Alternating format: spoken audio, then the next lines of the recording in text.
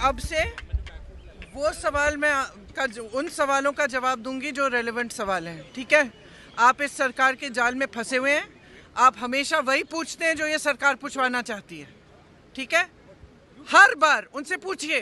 उनके मंत्री निकल रहे हैं ना, प्रधानमंत्री जी आए ही नहीं है सदन में। इतनी बड़ी मतलब इतना बड़ा आंदोलन चल रहा है, पूरा देश का यूथ बाहर है, प्रधानमंत्री जी सदन में नहीं आए हैं और आप मेरे से पूछ रहे हो कि सदन क्यों नहीं चल रहा है।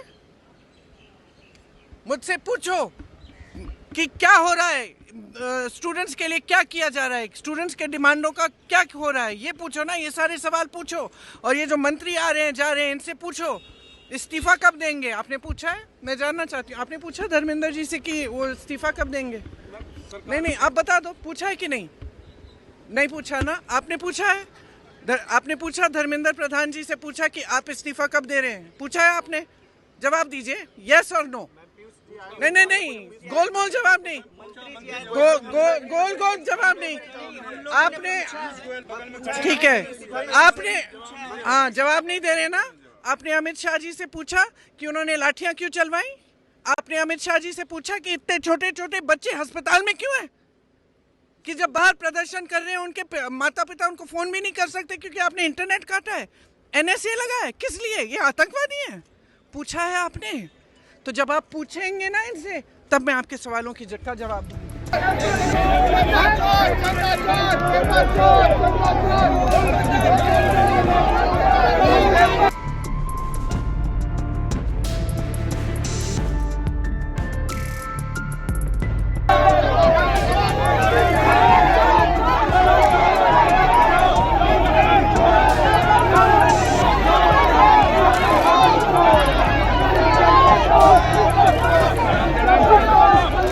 सरकार चर्चा के लिए तैयार है और विपक्ष को इस बात को ध्यान में लेकर के उसे गोल पोस्ट नहीं चेंज करना चाहिए। हम आरोप नहीं लगा रहे हैं, आरोप प्रत्यारोप नहीं होना चाहिए।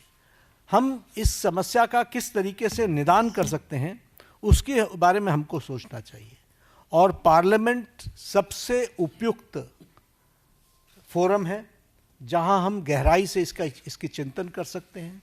ड्यूरेशन विपक्ष तय करे और उसमें हर एक एस्पेक्ट्स के बारे में चर्चा हो और हम कोई ठोस नीति लेकर के आए, क्योंकि बच्चे कोई हमारे हैं आपके हैं, वो देश के भविष्य हैं और देश के भविष्य की चिंता करना हमारी जिम्मेवारी है और हमारी जिम्मेवारी में सरकार के साथ साथ विपक्ष की जिम्मेवारी भी है।